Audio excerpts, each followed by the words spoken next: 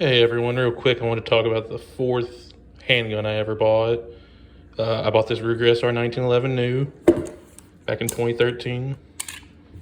Safety check it real quick. You can see it's empty. Yeah, after I'd had that M&P 40, I was kind of like, okay, I've had double action, single action, two in a row, and a striker fired. I always wanted 1911. I never quite knew which one I wanted to go with, but this had only been out like 2 years in 2013 when I decided to get a 1911. And I knew I wanted it to be an American company, and I knew I wanted it to be in 45. And that was it. I looked at, I think I narrowed down between this and a Smith & Wesson.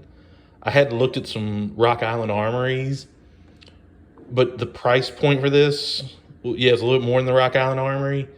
And it was Ruger's first time making a 1911, so I was just like, you know what, I gotta see what they're gonna do, because I've never had a Ruger before this, but I'd had several friends that had Ruger products and always enjoyed them.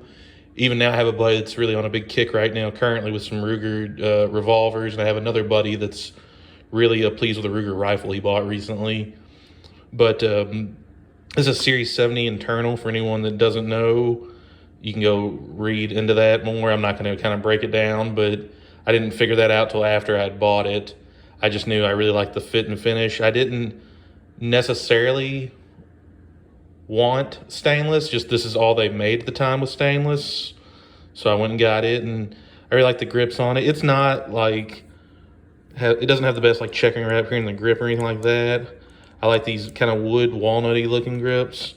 I like how they accented it to all the pieces that you would touch is more of like a parkerized kind of blued finish, which I've seen it the other way too, where it's like a blued 1911 with stainless controls, and I like that too. The hammer was pretty cool. The hammer's a little dirty right now. Ugh. Oh well. But yeah, this one I carried it to for a bit after the M&P 40. I would eventually obviously get something else, and this would also serve as nightstand duty a lot. But occasionally, every once in a while, I do carry this in the winter. Full-size jacket on though, because it is a full-size 1911. Trigger's pretty solid on it. You can see inside the chamber, which I've always enjoyed. I can't really think of too many negatives with this. I mean, there's better 1911s. I've shot better 1911s. I think I only own one other 1911. I think it's better than this. But we'll do the trigger real quick.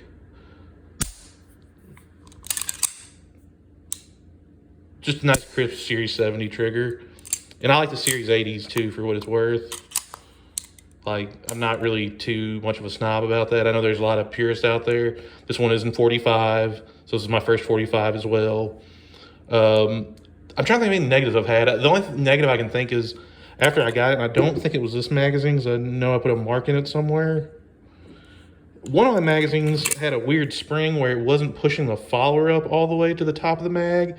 And all I did was just get a new spring and fix that right up.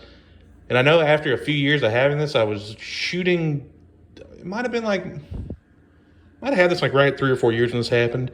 This front sight post was a metal injected molded part, and I was just shooting one day, and I was in the middle of a mag and noticed my sight had went missing. I was out in a field shooting at a target, and I was like, where'd my sight just go? And it just blew off. And it was kind of like weird at the time, because I knew I didn't hit anything or had hit any kind of obstruction, but I called Ruger and they did a great job. Like, they immediately sent me a package. I shipped it back to Prescott, Arizona, where this was made, and they put in a new sight and sent it right back to me through FedEx. So I cannot complain at all, because Ruger's customer service is like A-okay with me. But other than that, this thing's fed just about everything I've put through it.